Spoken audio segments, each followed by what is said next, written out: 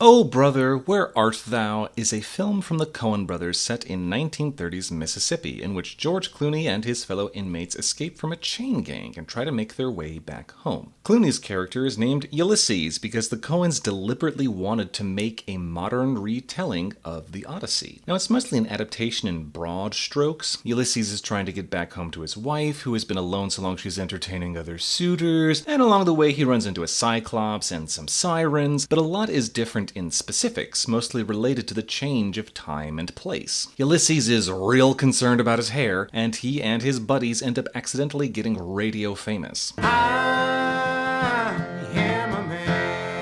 It's less a straight adaptation and more an homage to the source material. Significant changes were made to make the story and characters make sense in their new setting. Compared to Baz Luhrmann's Romeo plus Juliet, which has the exact same script that Shakespeare wrote 400 years ago, but simply swaps out the costumes and locations for a fictionalized version of a then-contemporary United States. This makes the archaic vernacular and syntax clash with the modern garb and handguns, and was probably meant to be deliberately jarring, but mostly just comes off as silly. But the funny thing is, Romeo and Juliet, the original play, is itself a modernization of an older story. Shakespeare did this sort of thing a lot, and this particular tragedy draws pretty heavily from Pyramus and Thisbe, which he overtly references in A Midsummer Night's Dream as a play within a play. There is nothing new under the sun, just references all the way down. My Fair Lady is a modernizing of George Bernard Shaw's Pygmalion, which was a modernizing of the original Pygmalion story of ancient Greece. Even when film or stage adaptations of older books try to be faithful period pieces, there is still usually something changed, like Wendy Warrior Princess in that live-action Peter Pan, or just massaging quotations to be more palatable to modern audiences. A lot of historical misogyny and racism and child abuse tends to get softened or downplayed or even just straight up removed, even in films trying to showcase how shitty life used to be in the past for minority groups, because modern audiences just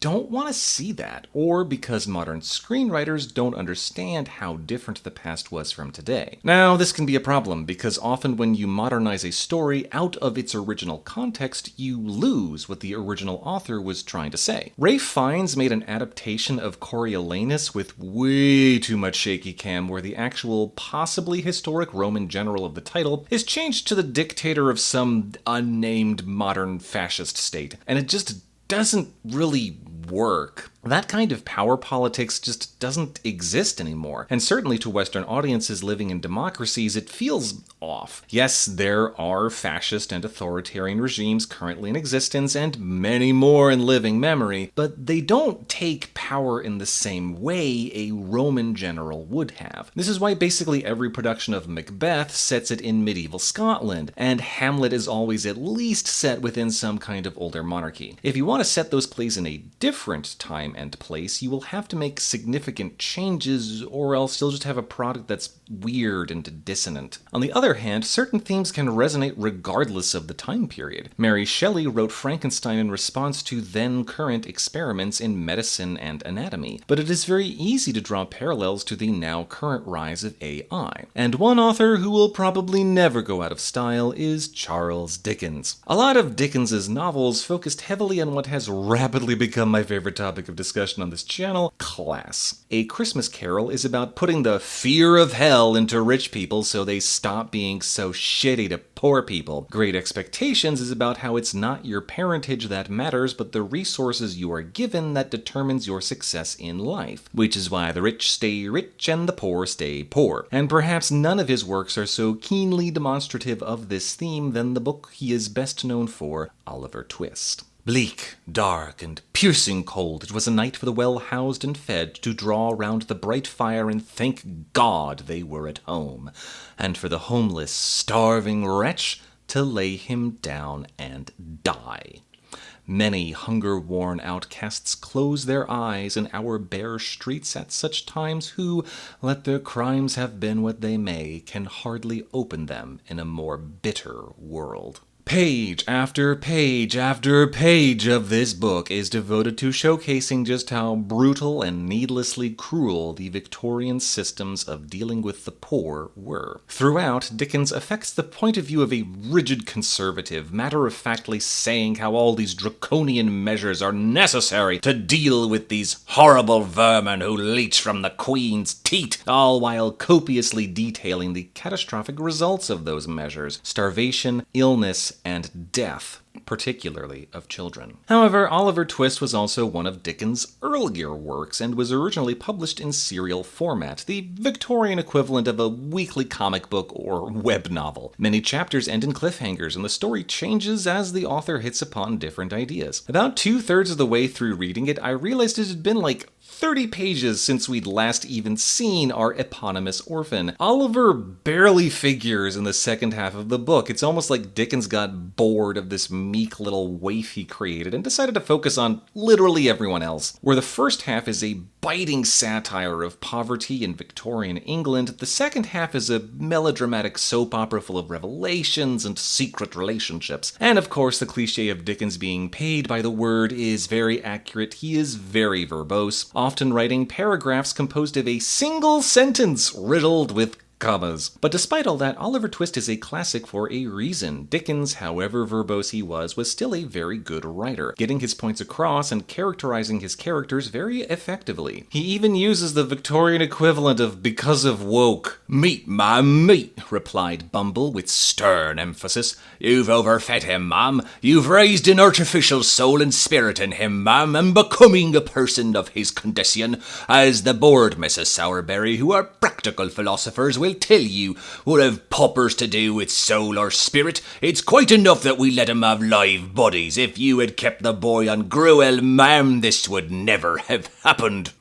"Dear, dear!" ejaculated Mrs. Sowerberry, piously raising her eyes to the kitchen ceiling.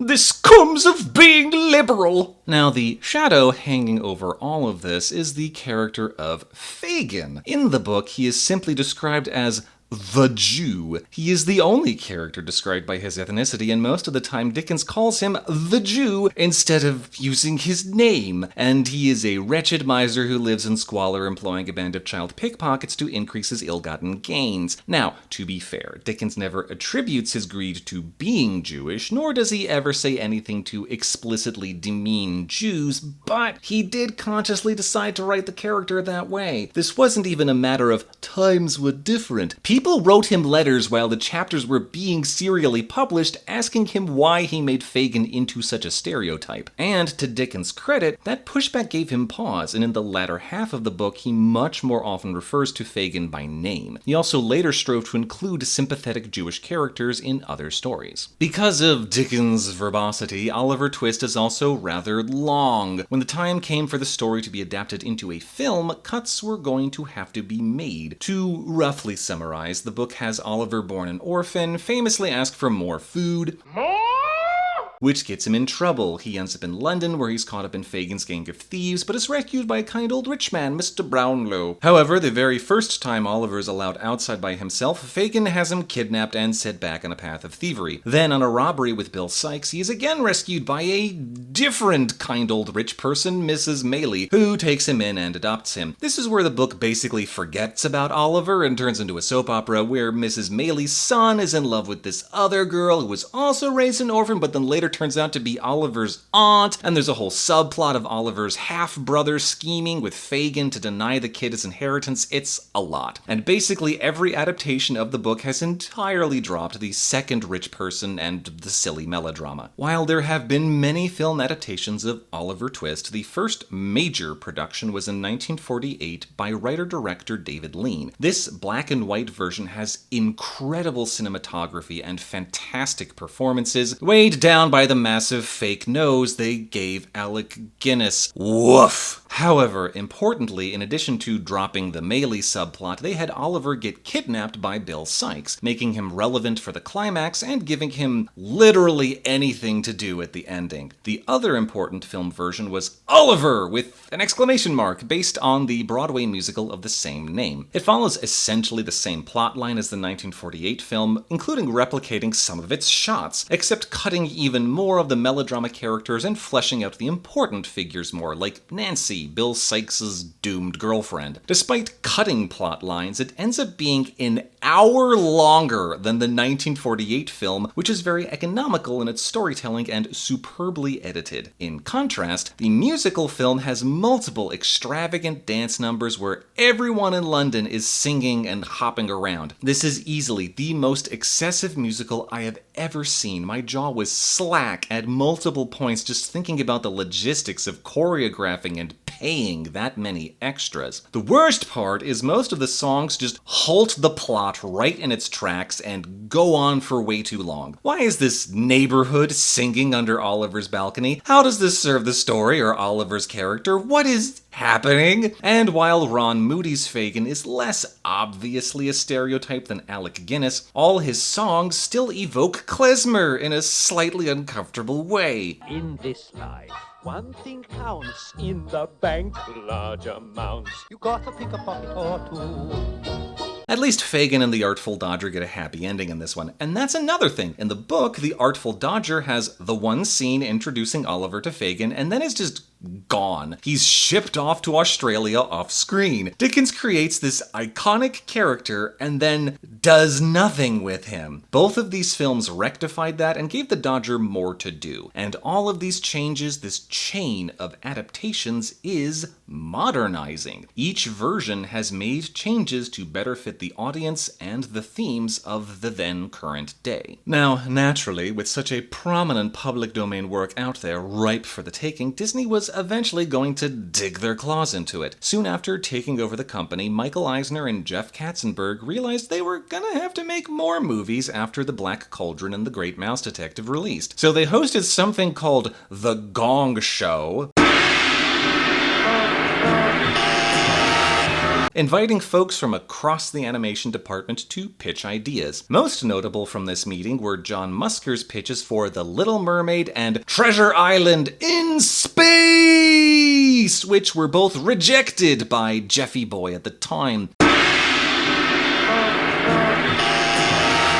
They were beaten out by Pete Young's pitch of Oliver Twist with Dogs. Somehow, Oliver Twist with Dogs appealed more to Jeff than Space Pirates. Go figure. Pete Young became script supervisor and Richard Rich, fresh off of The Black Cauldron, was made director along with George Scribner. However, a few months later, Young suddenly died. And soon after, Rich was fired, apparently for getting into arguments with Peter Schneider, the middleman between Katzenberg and the animation department. Rich then tried to pull a Don Bluth, making his own animation studio with blackjack and hookers, though he was never as successful as Bluth, with his most notable independent output being The Swan Princess, which is fine, I guess, and the unmitigated racist travesty that is the animated The King and I. Ugh. Makes me wonder how much he can actually be credited for the quality of The Black Cauldron. On top of this, the Disney Animation Department was also moved out of the animation building that had been built off the profits of Snow White, so that Jeffy Boy could house the then more profitable live-action division there. The animators, with Roy E. Disney's blessing no less, were shipped off to a warehouse in Glendale. So George Scribner was now left to helm Oliver Twist, but with dogs, all by himself in a fucking warehouse. He felt that the work that had been done on the film up to that point wasn't up to snuff and that it needed more sarcasm, more wit, more bite. So he pushed to make the film more contemporary and hip. I'm hip. Now, while Disney had always modernized in its adaptations, it still kept at least the pretense of being in the same time period. Cinderella's hairstyle and clothing do not match what a pre-revolution French peasant or even aristocrat would have worn, but she's still supposed to be from that period, and the story is firmly set in that time and place. Oliver and Company is the first time Disney fully changed the setting of an older story. Part of that was aggressive stunt casting. Cheech Marin, Bette Midler, Midler, and of course, Billy Joel. Originally, they also wanted to get Tina Turner, but that didn't happen. I said I'm hip. It was Joel's first and to date only film, and he recorded all his lines with fucking sunglasses on. Iconic. Almost as iconic as Cheech Marin's hat saying, "No cerveza, no trabajo." With all these singers in the cast, it was natural Disney would want them to sing. In fact, every song in this film was written and performed by someone different. In addition to Joel and Midler, they snagged Ruth Pointer and Huey Lewis. You like Huey Lewis in the news?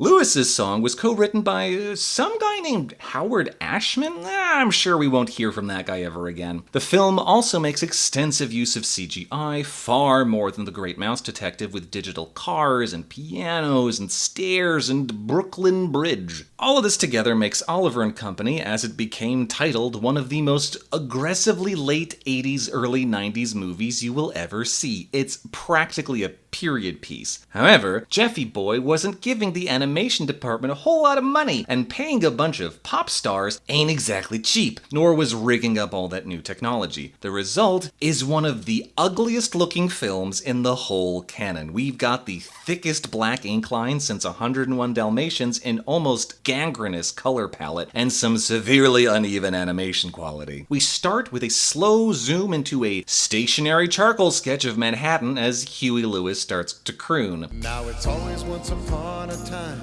in New York City.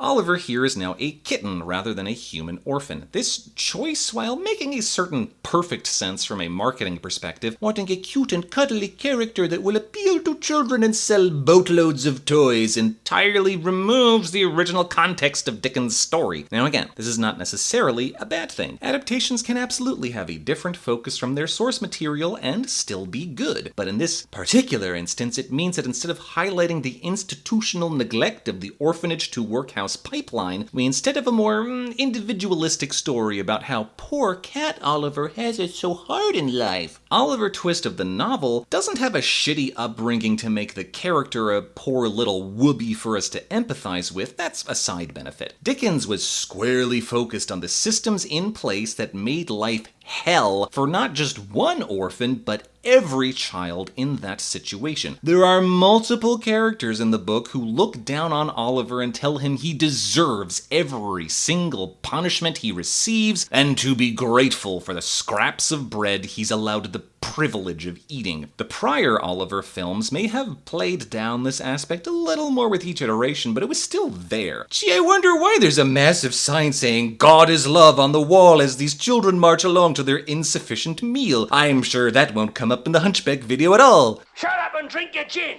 Meanwhile, Disney's kitten Oliver is merely the victim of tragic happenstance, and every other character in the film, barring the villain and his mooks, whom we'll discuss shortly, is sympathetic to his plight and wants to help him. There is no call for systemic change, no outrage at how society is structured. We don't even get the phrase, "Please sir, may I have some more?" The most famous thing of this fucking story! This Oliver simply had a rough start, and just needs to learn how to navigate the natural order which can never be changed. On top of that, as previously mentioned, this film just looks like dog shit. Part of that is probably a desire to depict Manhattan as it existed in the 80s, which was disgusting. For most of the 20th century, New York City was filthy and crime-ridden. Starting in the 70s with the creation of the EPA, cleanup projects began and regulations were put in place to prevent smog and oil spills and landfills full of toxic waste, but these things took time. It wasn't until 1992 that New York stopped dumping its sewage straight into the Hudson. If you visit the United States' largest city today, you'll find blue skies, breathable air, and you might even see dolphins in the harbor. But before the turn of the millennium, that would have seemed a laughable pipe dream. The sky is brown and the water is brown. So yeah, New York really looked this awful in the late 80s. However, the animators seemed to enjoy drawing not just shit-encrusted streets, but also just very unappealing looking characters, like this hot dog salesman. Hey, come on, get out of there and shoot. Get out of here, come on. It is on a quest for hot dogs that Oliver meets Dodger, the coolest dog that ever lived. Absolutely, positively. You know, my sister used to say that with relative frequency in the 90s. It's amazing how much this film pervaded youth culture. When are we gonna get those hot dogs? That aggressively New York accent comes from Joey Lawrence, who at the time was a rising child actor, but eventually would become a throbbing teen idol. Just look at those curls. God, I might need a glass of ice water. Hell, he still looks great at almost 50, and he's still in showbiz. Good for him. What's interesting is how Oliver is fully on board to steal some hot dogs, and here we see that slow adaptational change in the chain of modernizations. Book Oliver is a quivering young innocent who would never steal even a cherry tomato if he was starving, but that's just a fucking boring character, which is why Dickens got bored of him halfway through. Disney Cat Oliver will absolutely positively steal some hot dogs and gets mad when Dodger refuses to share them afterwards. This leads directly into the reason why Billy Joel was hired for this movie. Why should I worry? Why should I care? This song is iconic, ridiculously catchy with some pretty decent staging, and even teaches kids a little French. I got streets out my bed. So George Scribner, probably taking a long, hard look at 2.5-hour long Oliver ! Did not want songs that ground the story to a halt, so while the singing and dancing dogs stop traffic, they do not stop the plot, with Dodger leading Oliver on a merry chase the entire time. They end up at a disgusting-looking houseboat floating in the disgusting Hudson, where we meet the rest of the gang, including Cheech Marin's Tito, who gives me life. Man, you insulted my pride. That means death. Seriously, he's the best thing in this movie by a country mile. And that's another adaptational change. The thief gang is made likable, even lovable. Again, probably for merchandising purposes, Katzenberg needed that cash. This includes Fagin, here voiced by Dom DeLuise. What's the matter with you guys?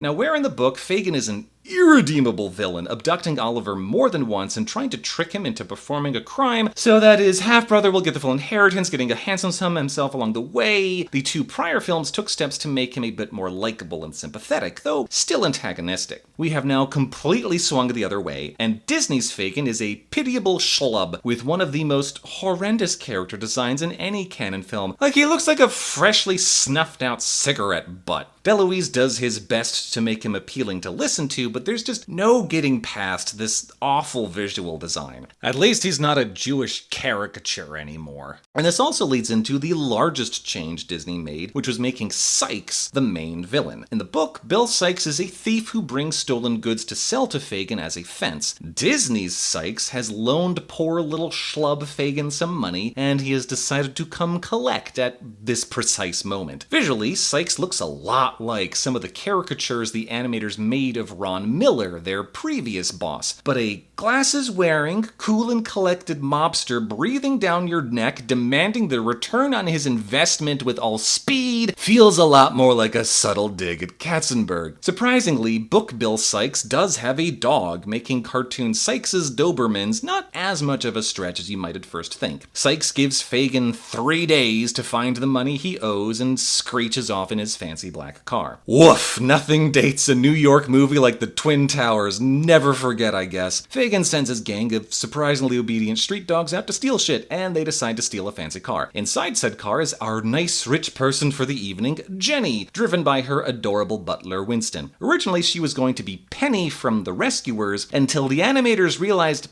that was stupid and ditched that idea. The girl is just literate enough to read a letter from her parents about how they're going to miss her birthday. Man, every single kids movie from this era is about workaholic parents who never see their kids. Why is it that just every single fucking kids movie from the 80s and 90s? Anyway, Francis the Shakespearean Bulldog has a delightful death scene.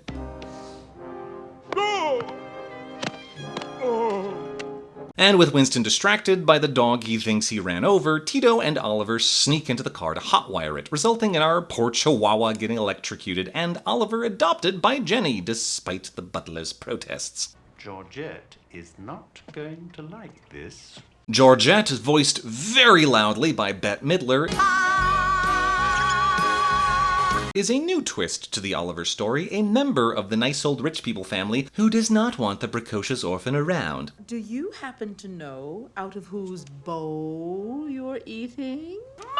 Mine! Since they got Midler, they of course gave her a bombastic Broadway musical number. We're not talking lassie! And even a throwaway Cinderella reference. Now in the book, and yes, I'm gonna keep harping on about it because that's what the thesis of this particular video is, did you not see the thumbnail? In the book, Fagin orders Oliver kidnapped from Mr. Nice Rich Man out of fear that he'll squeal and rat them out to the police. In the Disney version, everyone except the villain is deep down a nice person. So the gang of dog thieves are concerned for Oliver's safety and want to make sure the rich people aren't torturing him. His family!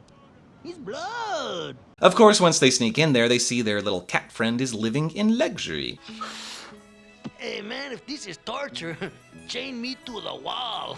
And it takes Georgette convincing them how much Oliver misses his friends for the catnapping to go off. Of course, once back at the houseboat, Oliver is finally able to tearfully explain that he was happy with the nice rich girl because of course he fucking was. Just look at him. Any little rich girl would want to adopt him. That's honestly the least credible thing in this movie. The fact that the one ginger cat in the box of free cats wasn't taken. At least Bolt made him too distracted by the toy carrot. We also have a very different dynamic between Oliver and the gang. Having seen how much the cat wants to return to Jenny, the dogs are willing to let him go, and it's only because Fagin happens to return just as he's leaving that he doesn't. Of course, grimy Dom DeLuise hatches a plan to ransom Oliver back to his new owner, not realizing it's a little girl whose parents aren't home. Dear Mr. Very Rich Cat Owner Person. But once Fagin meets Jenny, he gets cold feet and tries to abandon the scheme, but unluckily for the both of them, Sykes is watching and grabs the girl. Sykes is, surprisingly, a rather effective villain. What do you mean? You start with the knuckles.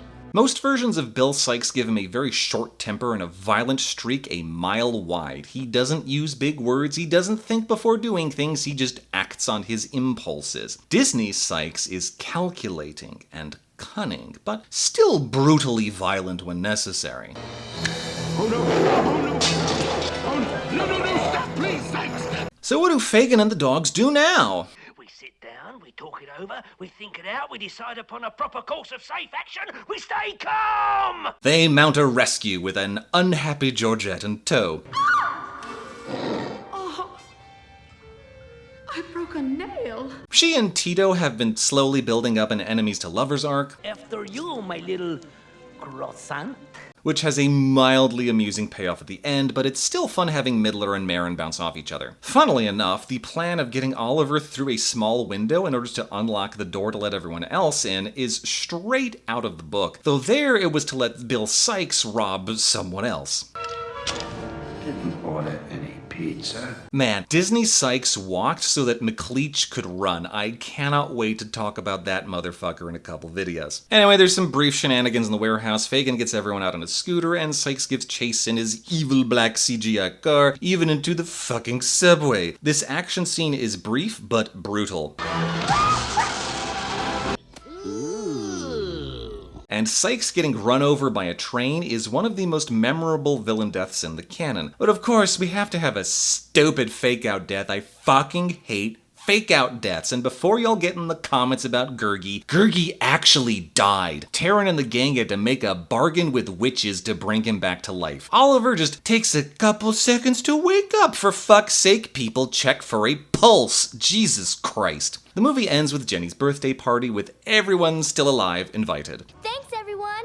The gifts were great. Oliver stays with the nice rich people, and the dogs dance their way across Manhattan as the film ends. Sorry everyone, but you will never be as cool as Dog Billy Joel. Oliver and Company debuted on the exact same day as Don Bluth's The Land Before Time, which handily beat it at the box office and beat it again the next 2 weeks. But something funny happened. While Land Before Time got fewer viewers each successive week, Oliver and Company got more, likely from positive word of mouth. In the 4th week of release, Disney finally beat Don Bluth, and Oliver and Company ended up outgrossing Land Before Time that year, becoming the most profitable animated film up to that point and the first one to make $100 million.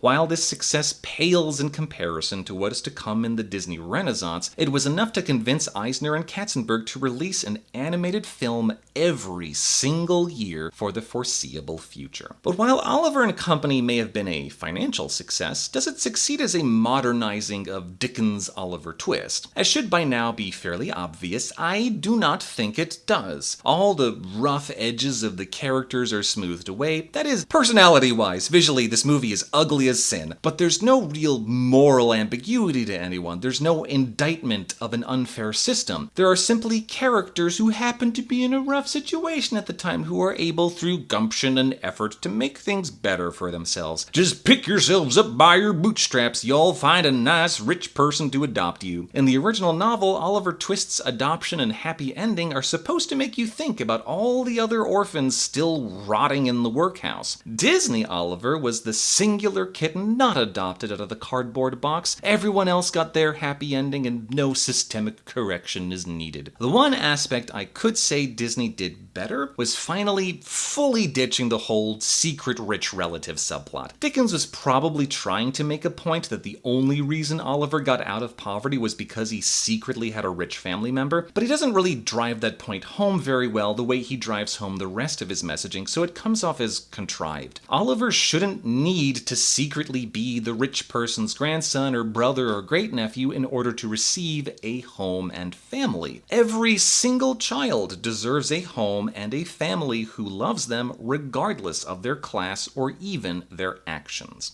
"Yes," said Monks, scowling at the trembling boy, the beating of whose heart he might have heard, "that is their bastard child." "The term you use," said Mr. Brownlow sternly, "is a reproach to those who long since passed beyond the feeble censure of the world. It reflects disgrace on no one living, except you who use it. Let that pass. He was born in this town." We are currently watching a real-life Coriolanus trying to impose his will upon the United States, recreating an uncanny replica of the Victorian society Dickens hated so much. Donald Trump has called in the goddamn National Guard to invade Washington, D.C. on the pretense of reducing crime, despite all available data saying that crime in D.C. is at an all-time low and has been decreasing for a while. Trump is using this opportunity to destroy homeless encampments, which, like all rich people, he views as an eyesore. He and the rest of his Republican mooks have added work requirements for Medicaid and food stamps, requiring the poor to work for their healthcare and their daily bread, just like the poor of Dickens's Britain. Literally, as I was editing this video, several officials in the Center for Disease Control have resigned after Robert F. Kennedy Jr.'s attempted firing of the current director of the CDC because she refused to rubber stamp anti-vaccine policy. People are very literally going to die because of the decisions Trump and his underlings are making right now. The president of the country I am living in is actively trying to kill people, and that is neither an exaggeration nor a slander. Reading Oliver Twist was honestly intensely unsettling because the rhetoric has not changed in 200 years. The law has not changed in 200 years. Then the law is a ass, a idiot. This book, at least the first half of it, should be required reading for anyone given the privilege of writing laws to govern the lives of others. Disney may have omitted all of Dickens' critique of the Protestant work ethic and corrupt institutions and the cycle of poverty in which capitalism traps people, but we forget it at our peril. When we adapt works into other media, whether the source material is new or old, we need to be very cognizant of the changes we make and keep in mind why the original book was written in the first place. I am, as ever, thankful to my Patreon patrons, including but not limited to Gurky85, Avery and their ADHDs, Jinx KB, Savannah Mighty Zebra, Tony Houst, Bewilder Eye, Jekko, CBL, Daniel Osbjörnson, Sugar Cubed Glider, Lord Christine, Andrew T, Agent Shifter, Husky Trent, Lemon Lamb, Laura, Bard and the Labyrinth, Aspadites, Durable Pastry, That Gay Duck, and Sugar Snap Kaylee. This content is sponsored by viewers like you. It's only $5 a month, or 10 if you want me to say your name at the end here. I've also announced some patron stretch goals at which I will make some fun music videos. Either way, join me next time as we see the world from a new point of view in The Little Mermaid.